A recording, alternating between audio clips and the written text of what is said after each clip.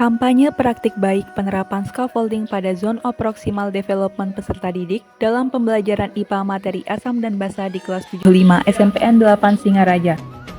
Zona perkembangan proksimal. Setiap peserta didik memiliki sebuah zona antara perkembangan aktual dan perkembangan potensial, di mana pada zona ini menunjukkan kemampuan yang sebenarnya dapat dicapai oleh peserta didik, namun perlu dibimbing oleh orang yang lebih mahir atau lebih dewasa darinya untuk mencapai zona perkembangan proksimal tersebut. Adapun scaffolding adalah suatu bentuk bantuan yang diberikan oleh guru sebagai alternatif yang dapat digunakan untuk membantu peserta didik mencapai keberhasilan dalam belajar. Peran guru tentunya adalah sebagai fasilitator yang membantu menuntun, mengarahkan, dan membimbing peserta didik. Pada pembelajaran IPA di kelas 75 SMPN 8 Singaraja dengan tujuan pembelajaran mengelompokkan materi asam basa berdasarkan pH-nya dengan indikator alami dan juga buatan, tahap awal yang dilakukan sebelum merancang kegiatan pembelajaran adalah menggali informasi mengenai zona perkembangan proksimal atau Zone of Proximal Development setiap peserta didik. Pada kegiatan pembelajaran, terdapat tantangan yang dihadapi oleh peserta didik dan dapat disebabkan oleh adanya beberapa faktor seperti faktor internal dan eksternal. Masalah yang dihadapi oleh peserta didik pun dapat bermacam-macam, salah satunya seperti mengalami kesulitan dalam memahami konsep pada mata pelajaran ilmu pengetahuan alam. Kesulitan-kesulitan yang dihadapi oleh peserta didik dapat diatasi dengan memilih pendekatan, metode, model, serta media pembelajaran yang relevan sesuai dengan kebutuhan peserta didik. Pada tahap 1 ini, guru memberikan penjelasan dan arahan kepada peserta didik terkait dengan langkah-langkah kegiatan praktikum yang akan dilaksanakan. Hal ini termasuk ke dalam scaffolding di mana guru memberikan penjelasan tentang langkah kerja pembuatan ekstrak buah naga yang nantinya akan dilakukan oleh peserta didik. Selanjutnya, scaffolding yang diberikan guru adalah dengan cara meminta perwakilan kelompok untuk melaksanakan demonstrasi dan memberikan contoh di depan kelas mengenai cara atau langkah pembuatan ekstrak buah naga sebagai indikator alami pengujian asam dan basa. Peserta didik diarahkan secara bertahap untuk melakukannya sendiri.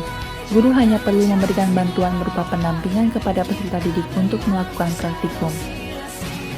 Pada tahap 2, jika diminta untuk membuat ekstrak buah naga kembali tanpa bimbingan dari guru, maka peserta didik sudah memiliki kemampuan untuk melakukannya sendiri, yang tentunya didapatkan dari hasil pengetahuan yang sebelumnya dilakukan dengan bimbingan guru.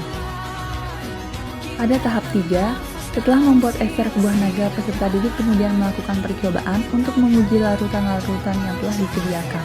Peserta didik juga melakukan uji coba dengan berbagai jenis larutan lain yang ingin mereka buktikan tingkat keasaman dan kebasaannya.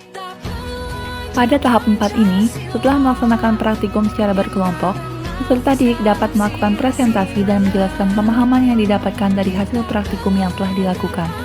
Setiap peserta didik dapat menyampaikan argumennya terkait dengan hasil percobaan yang didapatkan. Mereka juga mampu memberikan penjelasan terhadap pertanyaan yang diajukan oleh rekan-rekannya.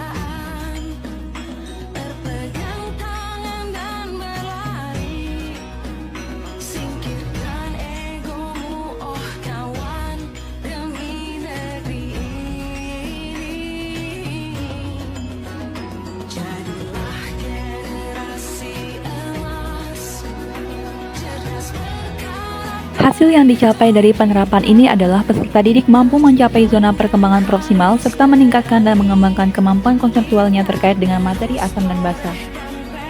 Selain itu, melalui kegiatan diskusi kelompok, peserta didik dapat belajar lebih banyak dan mengembangkan diri dengan mengikuti pengalaman belajar yang didapatkan dari lingkungan dan orang-orang yang ada di sekitarnya. Pembelajaran dan replikasi terkait penerapan scaffolding pada Zone of Proximal Development. Pemberian scaffolding mampu mengatasi kesulitan peserta didik dalam memahami konsep materi asam dan basa pada pembelajaran IPA. Scaffolding dapat membantu peserta didik mencapai tujuan pembelajaran yang diharapkan.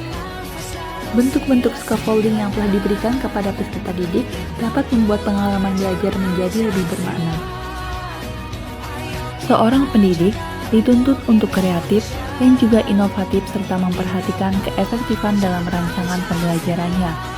Oleh karena itu, sebelum menyusun rancangan pembelajaran, sebaiknya dilakukan pemetaan mengenai zona perkembangan proksimal peserta didik dengan bantuan berbagai bentuk, teknik, dan instrumen asesmen dalam proses pembelajaran. Terima kasih telah menyaksikan tayangan video ini, semoga bermanfaat.